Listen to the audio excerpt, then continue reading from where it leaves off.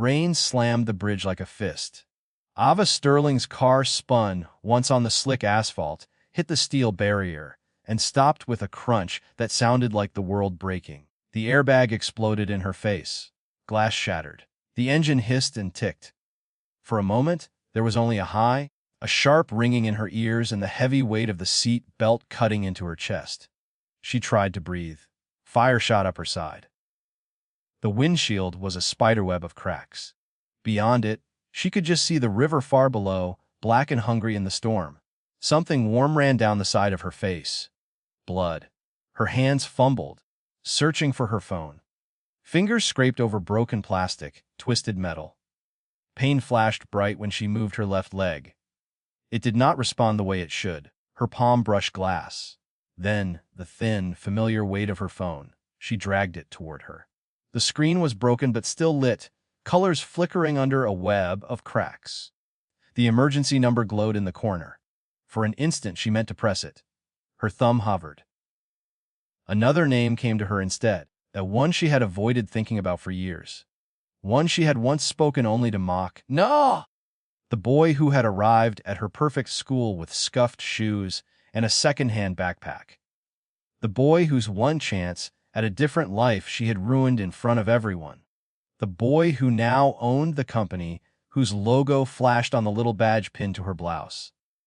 The boy who might be the only person in this city who could save her. She swallowed blood and rain and fear. Her lips moved. Noah, she whispered. The phone slipped from her shaking hand. It fell to the car floor with a dull plastic clack. Outside, sirens began to rise in the distance, still far away. Pinned in twisted metal, staring at the blur of red taillights on the wet bridge, Ava Sterling finally understood what it felt like to be helpless. Years ago, she had seen that look on someone else's face. She had laughed inside. She had no idea the story would bring her back here. To this bridge, to his name on her tongue, to the moment when her life depended on the boy she had once crushed because he was poor. Sellers. 8 years earlier, the morning at Sterling Heights Academy was bright and soft, like a brochure. Marble steps shone. Sprinklers hissed on the perfect lawn. Expensive cars slid along the drive, doors opening to spill out polished students in designer shoes and pressed uniforms. A black sedan stopped at the main entrance. The driver hurried around and opened the back door. 16-year-old Ava Sterling stepped out, phone in hand, eyes already on her reflection in the dark screen. Her hair was perfect. Her bag cost more than some people's yearly rent. Her father's name was on the largest building on campus. She did not look at the driver. She did not look at the janitor pushing a cart near the side entrance. She did not look at the girl taping a clean up after yourself, signed by the trash cans. She looked at herself. Then at her friends waiting by the steps. At the far end of the street, a city bus coughed to a stop. The doors folded open with a tired wheeze. Noah Reyes stepped down, one hand gripping the frayed strap of his backpack. His sneakers were worn thin. His jeans were faded. His shirt was clean but old. His mother had ironed it the night before, after her shift cleaning offices. He stood on the sidewalk for a second and looked up at the school. The stone building rose into the sky, glass flashing. It looked like something from a movie he was not supposed to be in. He took a breath that felt too big for his lungs. 1 year, he whispered to himself. Just 1 year. Then I am out of here. He walked through the gates, clutching his acceptance letter in his mind like armor. In the courtyard, his path crossed Ava's. She turned from Jason and Emma, laughing at a joke, and stepped right into him. Their shoulders hit. His backpack jarred. His papers shifted inside. I am sorry. At once I did not see you. Ava glanced at the place where he had touched her blazer, then up at his face. Then past it. Watch where you are going, she said. Then she was already moving again, back to her world of easy laughter and loud confidence. To her, he was a speck of dust on a white floor. To him, she was the first sign that this place, and everyone in it, would always remind him that he did not belong. 6. At lunch, the message was clearer. The cafeteria was a theater of power. In the center, long tables full of bright colors, new phones, loud voices. The rich kids. the ones whose parents' names were printed on programs and plaques.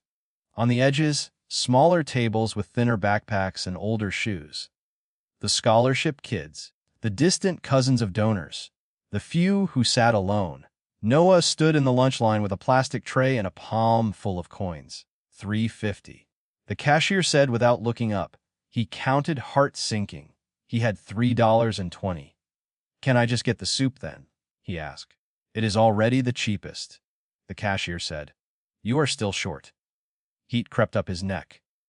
He could feel people behind him in line, impatient. He dug into his pocket and found a crumpled dollar that was supposed to be bus fare home. Here, he muttered. Please. The cashier took it and slid him a thin bowl of soup and a piece of bread. He turned with the tray, trying to move along the wall, eyes down. At the center table, Ava and her friends were in the middle of a story. Her white bag rested on the floor beside her chair. A foot shot out from a chair near the path. Maybe it was a joke. Maybe it was on purpose. Noah did not see it until his foot caught. The tray jerked. The soup flew. The bowl bounced on the floor. Liquid splashed in a wide arc. A few drops landed on the floor by Ava's chair. A few more hit the bottom edge of her bag. What are you doing? Ava snapped, yanking the bag out of the way. The room's noise softened. Faces turned. I am sorry, Noah said. His voice sounded too loud in his own ears. Someone tripped me. I did not mean to. On my bag. Ava stared at the faint orange spots on the perfect white leather. Her eyes narrowed. Do you know how much this costs? I can clean it, he said quickly. Please. It was an accident. Like you even could, Jason said from the other side of the table. You cannot even afford lunch. A sharp little laugh moved around nearby tables. Isn't he the janitor's kid? A boy called. Emma's face tightened. Jason, stop, she muttered. Ava tilted her head, almost curious. Is that true? She asked Noah. Your mom works here. He swallowed. He could lie. But lies always cost boys like him more than they cost people like her. She cleans classrooms, he said. Offices. Whatever they ask. So, toilets, Ava said. And you think you belong at my table spilling things on my bag? Noah dropped to his knees without answering. He grabbed a handful of napkins and began to wipe the floor. Hot soup soaked through paper and onto his skin. Lauder hummed above him like static. Careful, someone said. He is practicing for his future. At least he is already on cleaning duty. Another voice added. His ears burned. His eyes stung. He kept wiping. Ava leaned back and watched him mop the tile. You done? She asked when the floor was mostly dry. He looked up at her. For a second, he wanted to say something sharp. Something that would make her feel as small as he did. He did not. He stood, set the used napkins on his empty tray, and walked to an empty table by the wall. He sat. He stared at the bread in his hand. He did not taste a single bite. In the center of the room, laughter shifted to a new topic. For them, it was already over. For him, the image of her face, looking down at him like he was trash on the floor, burned itself into his mind. Sis, that afternoon, the principal called him in. The office smelled like old books and expensive coffee. Family photos and donor plaques filled the walls. Noah, Principal Hamilton said, steepling his fingers. There was a disturbance in the cafeteria. Someone tripped me, Noah said. I spilled soup. I cleaned it up. That is all. There were complaints, Hamilton said. Students felt uncomfortable. They said you were rude to Miss Sterling. Noah stared. The words were actually coming out of the man's mouth. I apologize if she felt that way, he said finally. I was not rude. Hamilton gave a thin smile.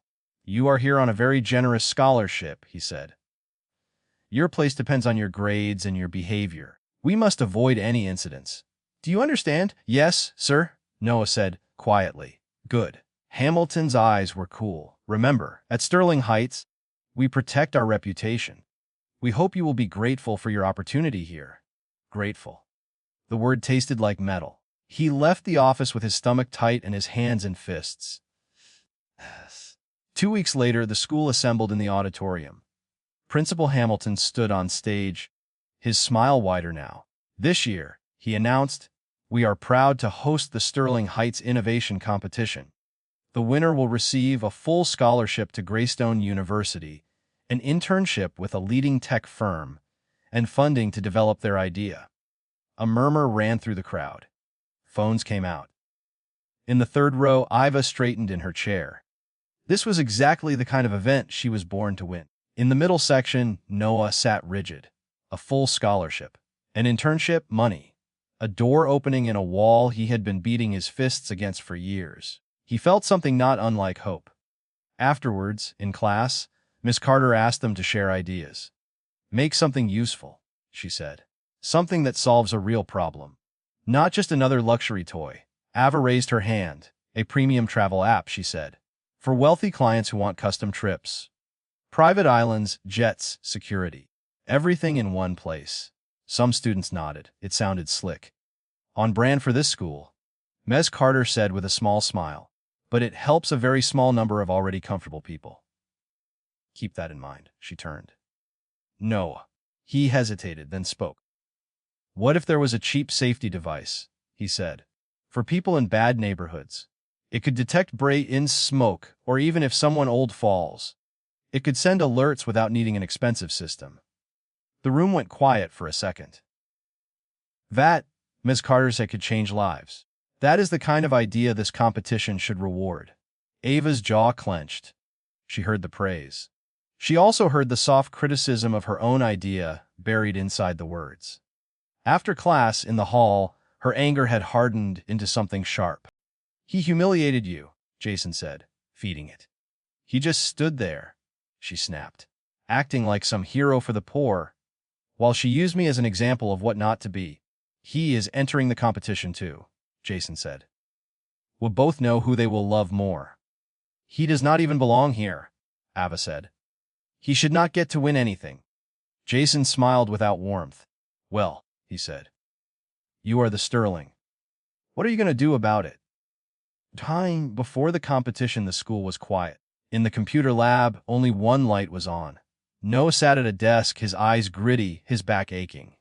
On the table ahead of him sat his prototype. A small gray box. A cheap camera. A few lights. He tapped a key. The system beeped and a test alert pinged on his phone.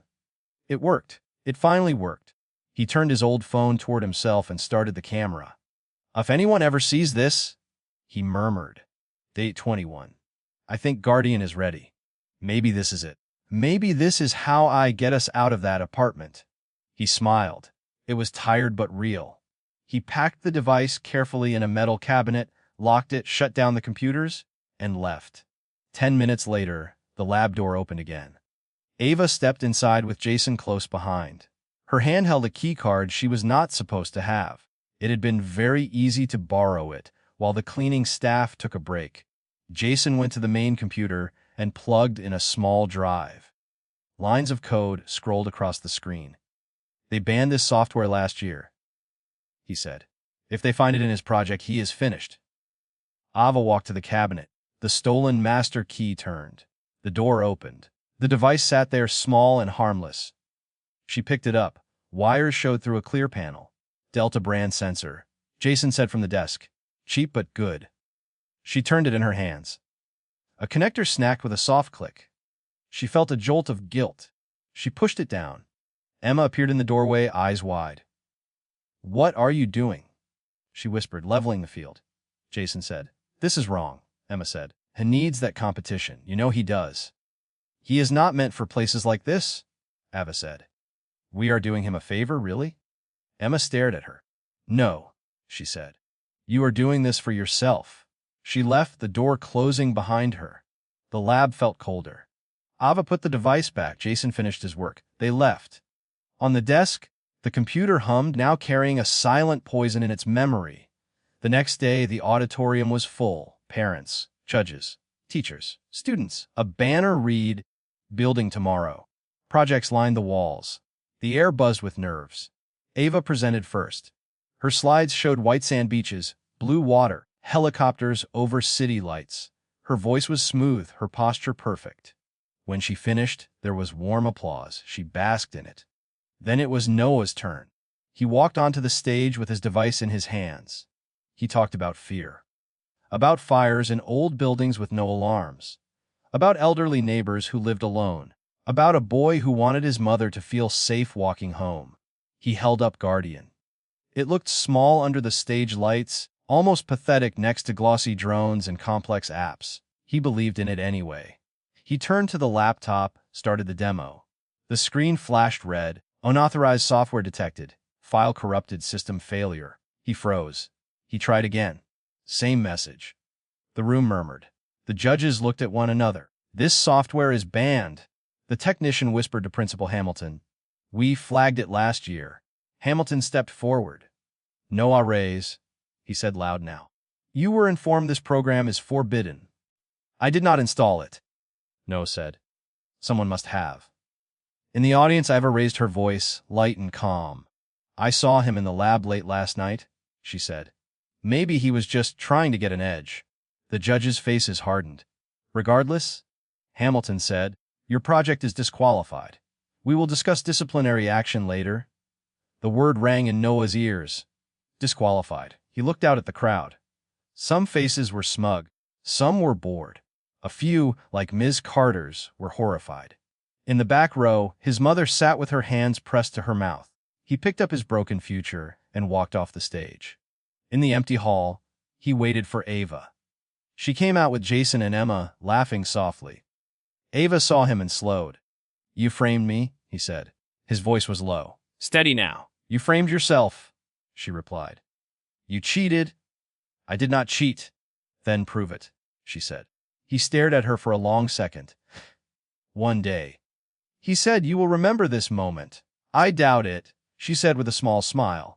And I hope, for your sake, he went on, that when you do, you are not on the wrong side of the table.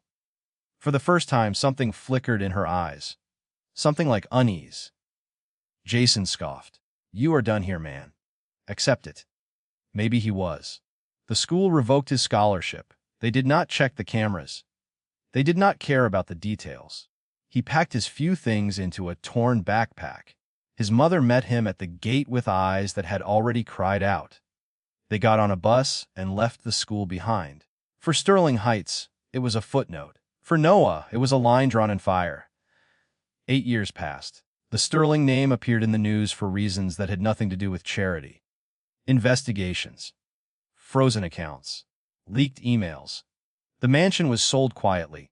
Ava traded marble floors for peeling paint, drivers for crowded buses, designer bags for a single well-kept blazer she wore to every interview. No one wanted to hire a Sterling. Then an email arrived from a company called Phoenix Dynamics. They asked her to come in for an interview. Phoenix Dynamics was all over the news. They built cheap safety devices supplied to poor neighborhoods. The Guardian units. She had seen the name in passing. It had made something twist in her stomach. Guardian. Now she stood in their glass lobby, nervously smoothing her sleeves. A simple sign behind the reception desk read, Phoenix Dynamics, Emma Sterling. The Mr. Rise will see you now. Mr. Rise. Her pulse jumped. Common name, she told herself. She walked down a quiet hallway and pushed open the office door. The man behind the desk looked up. He was older. Broader shoulders. Clean suit. Calm hands. But his eyes were the same. Noah, she breathed. Ava, he said. Please, sit. Her legs felt like water. She sat. On the wall behind him, a screen showed a looped image of a small gray box on a kitchen wall. A Guardian unit. You built all this, he said. Yes, he said. And you hired me. Her voice sounded thin. I invited you to interview. He corrected. I have not hired you yet. He flipped through her resume. 2 years at an expensive university, he said. Many parties. Many photos. No degree. Your father's company to investigation. You leaving school suddenly. A trail of failed job applications. She looked at her hands. Why do you want to work here? He asked. Because I need a job, she said first. Then she forced herself to say more.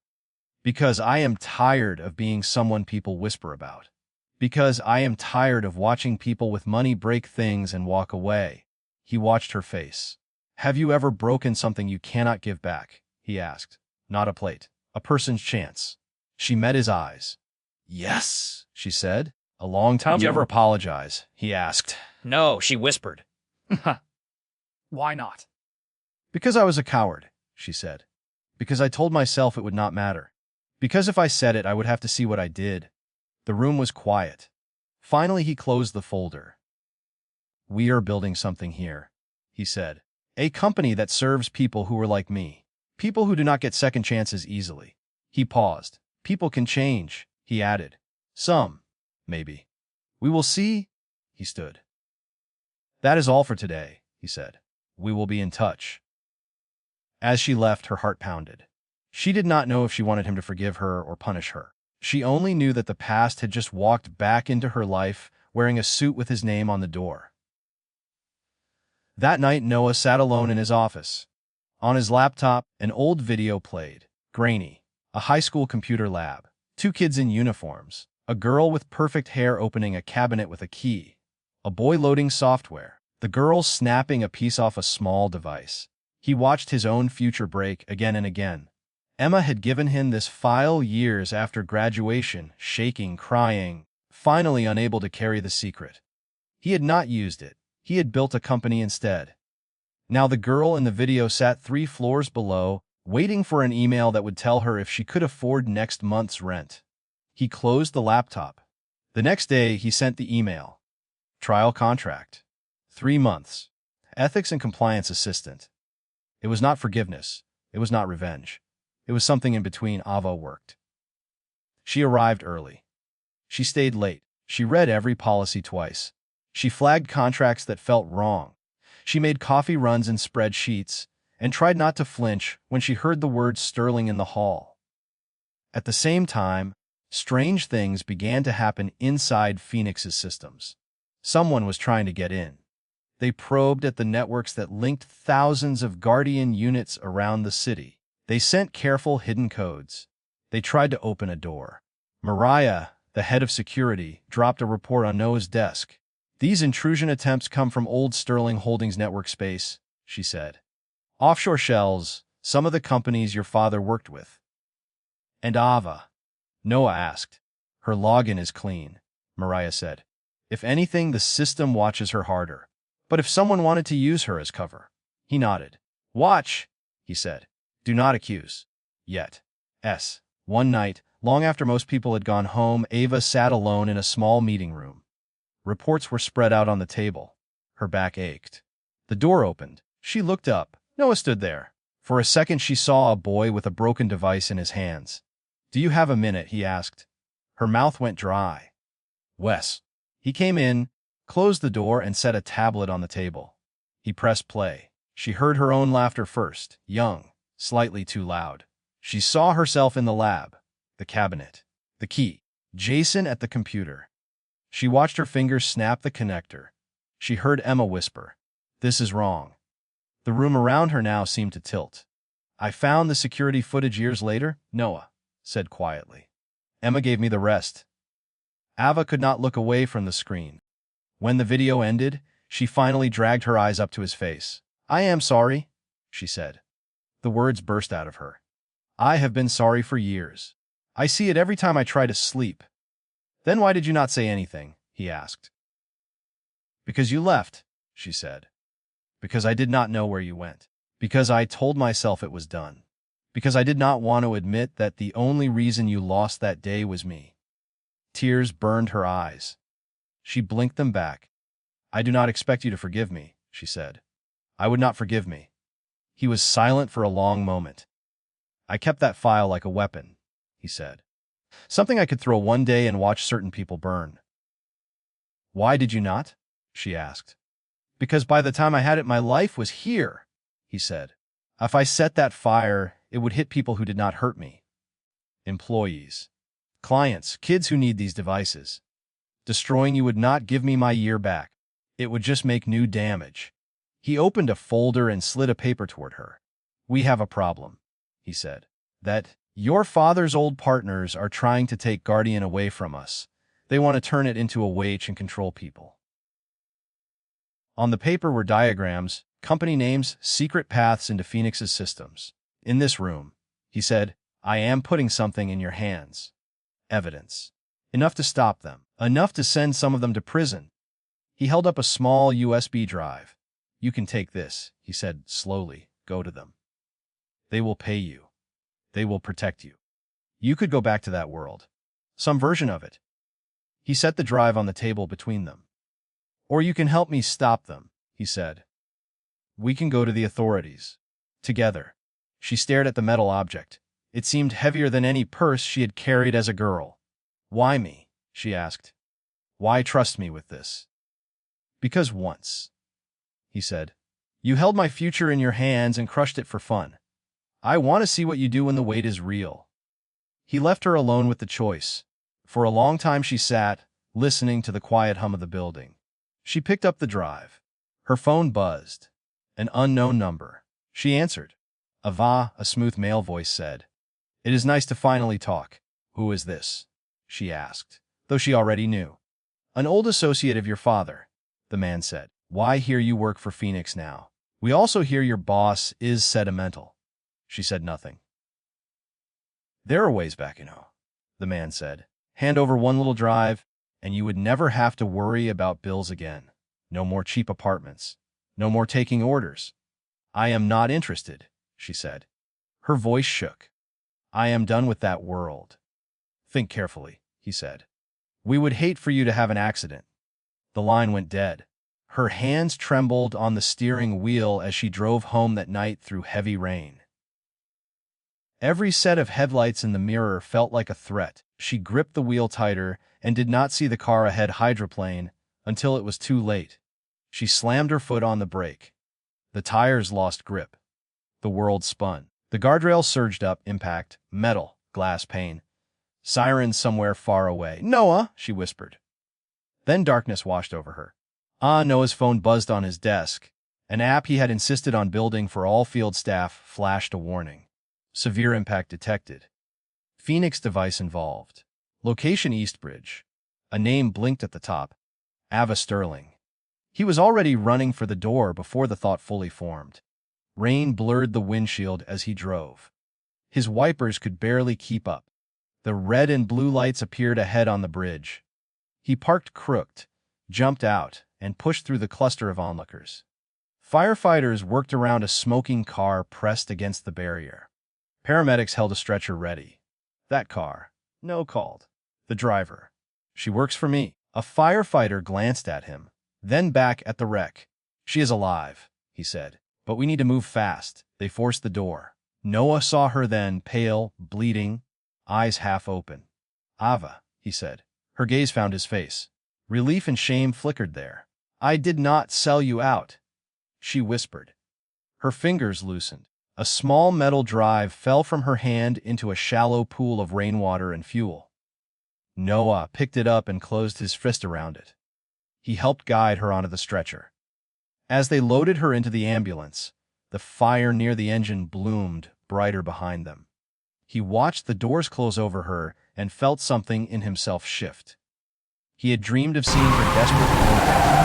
He had imagined that moment of justice. Standing there in the rain, soaked, heart hammering, he did not feel justice. He felt responsibility. Fess, the story hit the news a week later. Not the crash. That stayed a small note on a police report. The story was Phoenix Dynamics exposing a corporate ring that wanted to hijack its systems. Old Sterling partners. Dark money. In a press conference, Noah laid it out. Neat, precise, calm. He did not mention Ava by name. He said only that an employee from that old world had chosen to help him expose it. He also spoke briefly about the scholarship boy who had been kicked out of a rich school after a rigged competition years ago.